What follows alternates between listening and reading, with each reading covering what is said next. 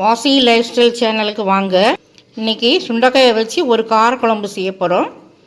அதுக்கு இந்த சுண்டைக்காயை இந்த மாதிரி லேசாக இப்படி தட்டி லேசாக கீறிக்கிட்டு இப்படி தட்டினா கீறிடும். இந்த விதையை கொஞ்சம் ஓரளவு எடுத்துட்டு அதுக்கப்புறம் குழம்புல சேர்க்கலாம். இதை இப்போ தண்ணியில் போட்டு ஊற போட்டுக்கலாம். சுண்டைக்காயை இடிகளில் வச்சு தட்டி இந்த மாதிரி தண்ணிக்குள்ளே ஊற போட்டு அதுக்கப்புறம் புளிக்குழம்புல சேர்க்கலாம். இது தண்ணிக்குள்ளே ஊற போடுறதுக்கு காரணம் இது கருக்காமல் இருக்கும். தண்ணியில் ஊற போட்டால் கருப்பாகாது.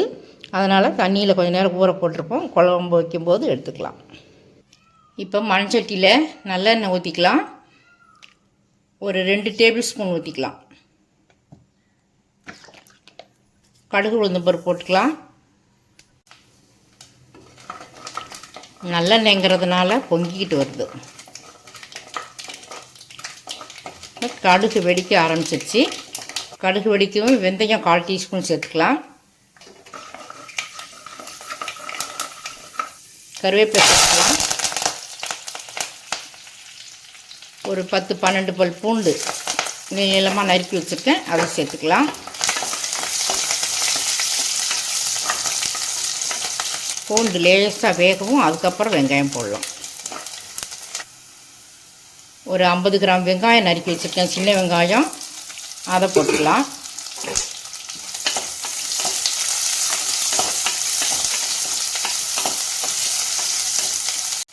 அரை டீஸ்பூன் உப்பு சேர்த்துக்கலாம், கல் உப்பு.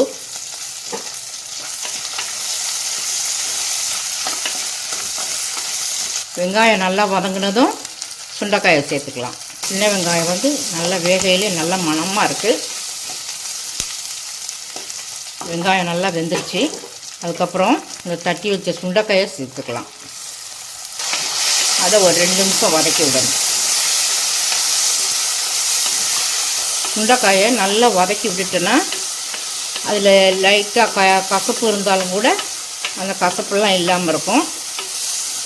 அதனால் கொஞ்சம் நல்லா சுண்டைக்காயை வதக்கிக்கலாம். சுண்டைக்காய் உடம்புக்கு ரொம்ப நல்லது.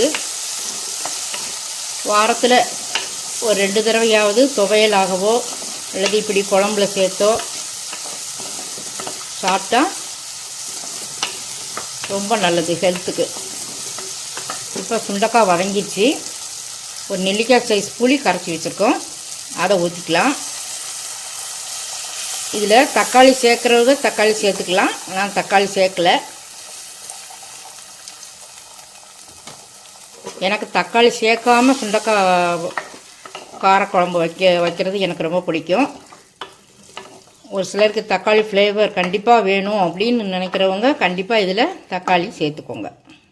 புளியை சேர்த்ததுக்கப்புறமா குழம்பு மிளகாய்த்தூள் 2 டேபிள் ஸ்பூன் போட்டுக்கலாம்.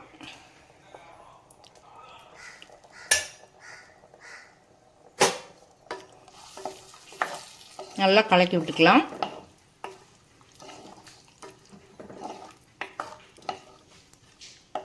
இது இப்போ ஒரு 5 நிமிஷம் மூடி போட்டு வேக வச்சுக்கலாம்.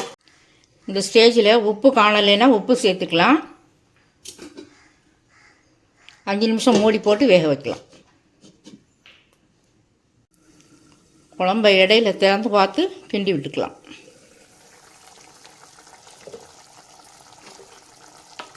நல்லா வெந்து வருது.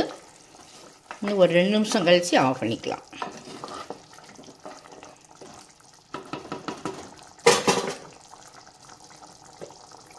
மூடி போட்டுக்கலாம்.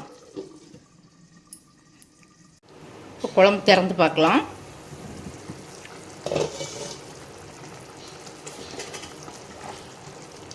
குழம்பு நல்லா ரெடி ஆயிடுச்சு. அரை டீஸ்பூன் நாட்டு சர்க்கரை சேர்க்குறேன். பிடிச்சவங்க சேர்த்துக்கலாம், பிடிக்காதவங்க விட்டுறலாம். எனக்கு ரொம்ப பிடிக்கும்.